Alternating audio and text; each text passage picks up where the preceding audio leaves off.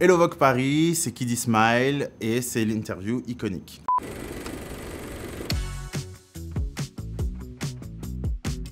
C'était Grace Jones. Je la trouvais incroyable. Déjà, c'était la première fois que je voyais quelqu'un d'aussi foncé à la télévision, mais qui ne se conformait pas à ce qu'étaient les normes de genre. Elle était incroyable dans des films comme Boomerang. C'était une figure hyper importante pour moi quand j'ai grandi, de voir cette dame noire, androgyne, et qui s'excusait pas d'être qui elle est. En grandissant, j'ai pas forcément eu de mentor, mais plus tard, quand j'ai commencé à faire de la musique, j'ai rencontré Bess Ditto, qui m'a énormément donné de coups de pouce, de conseils, et avec beaucoup de bienveillance, et on est devenus super amis. Et jusqu'aujourd'hui, elle continue de me donner des petits conseils sur les choses que je devrais faire mieux, comme son dernier conseil qu'elle m'a dit là, c'était Pierre, il faut que tu t'hydrates. C'est ma mère, parce que ma mère, c'est quelqu'un qui a toujours eu un style incroyable et qui a réussi à naviguer dans des sphères hautes de la société via mon père. Vous allez l'entendre beaucoup parce que je l'adore, et donc c'est encore Grace Jones. Je savais pas qu'elle chantait, j'ai découvert très tard qu'elle chantait. J'avais entendu vite fait une reprise qu'elle avait fait de La vie en rose, qui est quand même un de ses énormes tubes. Et j'ai pu la voir sur scène et j'ai complètement été bluffé. Elle allie tout ce qu'elle sait faire. Il y a de l'acting, il y a de la danse, il y a même du hula hoop. C'était incroyable.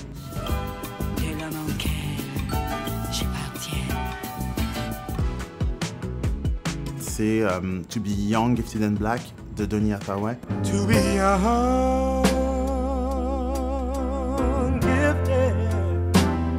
Et c'est une chanson pas très joyeuse, c'est une chanson qui parle de la difficulté de vouloir réaliser ses rêves quand on a une vision hyper nihiliste du monde, alors qu'on doit se battre contre des oppressions d'un système raciste. C'est une super chanson que j'ai eu l'occasion de jouer pour clôturer mon set à l'Élysée.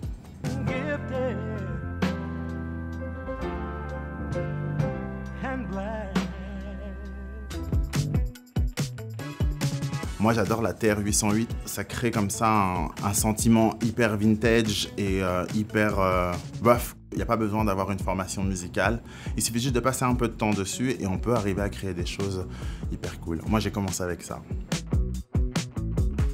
Je dirais donc Dirty Mind de Prince, parce que c'est il y a ma chanson préférée de Prince dedans qui s'appelle Head.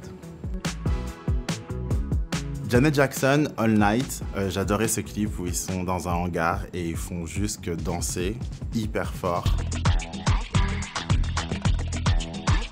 Et pour la danse, en tant que danseur qui veut se retrouver à danser derrière un artiste, c'est une catégorie qui s'appelle Street Jazz, cette danse. Bah ça c'est la Bible, tous les mouvements qui sont dedans, ils sont à connaître. Sylvester, parce que Sylvester aussi c'est quelqu'un qui m'a beaucoup aidé à me définir, pour les mêmes raisons que Grace Jones, qui jouait comme ça avec les normes du genre, son expression de genre, et surtout, pendant des années, j'ai écouté sa chanson You Make Me Feel, et je pensais que c'était une femme, et j'étais ravi de découvrir que c'était un homme et que les hommes pouvaient aussi chanter comme ça.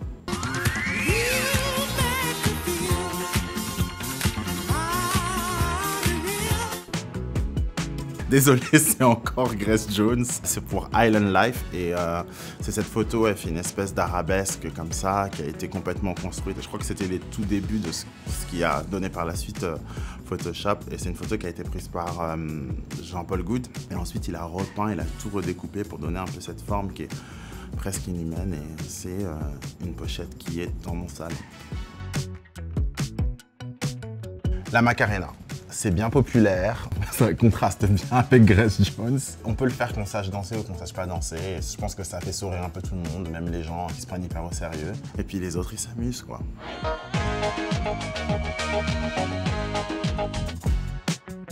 Le Studio 54, c'est iconique. Malheureusement, je suis trop jeune pour avoir connu. Mais j'ai vu des photos, j'ai vu des documentaires, j'ai tout vu. J'ai aussi été dans des clubs qui ont essayé de le faire revivre. Et je suis convaincu, même si moi, j'ai pas pu y aller, y jouer, que c'était quelque chose d'incroyable.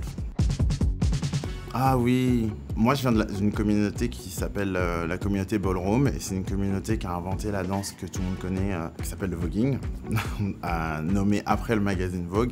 Et on a perdu cette année Une des icônes de cette danse, quelqu'un qui a servi un peu comme ça de blueprint pour cette danse, elle s'appelait déjà la Perla Mizrahi. Et c'était une dame magnifique, avec une aura et une gentillesse. Et c'est quelqu'un qui nous a marqués. Elle vit tous en nous à travers les mouvements qu'on fait. Et c'est pour ça qu'elle est iconique. Si j'étais pas dans ma house, je serais dans la house of Revlon. Et dedans, il y a beaucoup de mes danseurs qui sont en tournée avec moi, qui sont dedans. Et la dernière fois que j'étais venu et que j'ai fait cette vidéo, il y en avait quelques-uns aussi qui étaient là, donc Kiona et Vinny. Et donc voilà, c'est un petit clin d'œil pour eux. Remember the Time de Michael Jackson. Parce que la choré, elle est hyper dure à faire et que le clip, il est aussi incroyable parce qu'il y a genre tout le gratin de Hollywood, que ce soit en termes de musique, en termes de mode, en termes de cinéma, tout le monde est dans ce clip.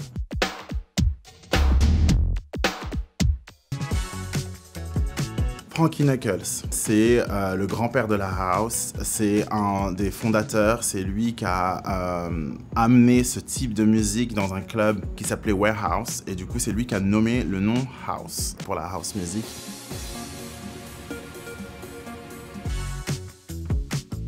Le costume de David Bowie, quand il était dans sa phase Ziggy Stardust, il avait un costume comme ça en vinyle avec des hanches hyper accentuées et tout. C'est un costume qui m'a beaucoup marqué. Ah, ça c'est simple. J'ai eu un CD hyper tôt qui m'a été offert et c'était Sister Act 2.